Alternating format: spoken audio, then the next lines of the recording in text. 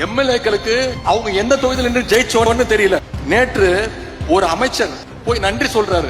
அங்க இருக்கக்கூடிய மக்கள் எல்லாம் சொல்றாங்க, இது உங்க தொகுதி கிடையாதுங்க, நாங்க உங்களுக்கு ஓட்டை போடலைங்க, நீங்க பக்கத்து தொகுதி அப்படின்னு. இப்படிப்பட்ட ஒரு கேடுகட்ட சோஃபா மாடல் ஆட்சி தான் இன்னைக்கு தமிழ்நாட்டில் நடந்துகிட்டு இருக்கு. இதெல்லாம் நான் சொல்லல, உண்மையாவே நடந்தது. தொலைக்காட்சிகளை நீங்க பார்த்திருப்பீங்க. இன்னைக்கு 108 இடங்கள்ல வெற்றி பெற்று இருக்கிறாங்க.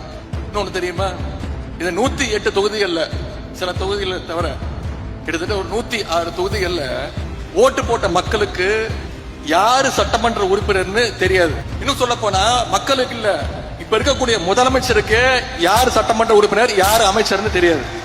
சவால் வர்றேன்.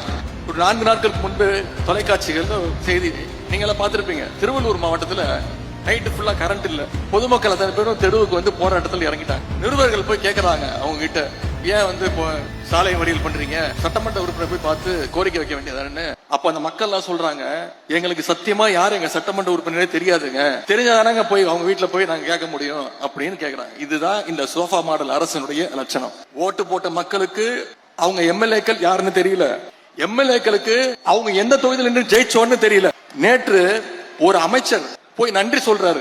அங்க இருக்கக்கூடிய மக்கள் எல்லாம் சொல்றாங்க, இது உங்க தொகுதி கிடையாதுங்க, நாங்க உங்களுக்கு ஓட்டை போடலைங்க, நீங்க பக்கத்து தொகுதி அப்படின்னு. இப்படிப்பட்ட ஒரு கேடுகட்ட சோஃபா மாடல் ஆட்சி தான் இன்னைக்கு தமிழ்நாட்டில் நடந்துகிட்டு இருக்கு. இதெல்லாம் நான் சொல்லல, உண்மையாவே நடந்தது. தொலைக்காட்சிகளை நீங்க பார்த்திருப்பீங்க.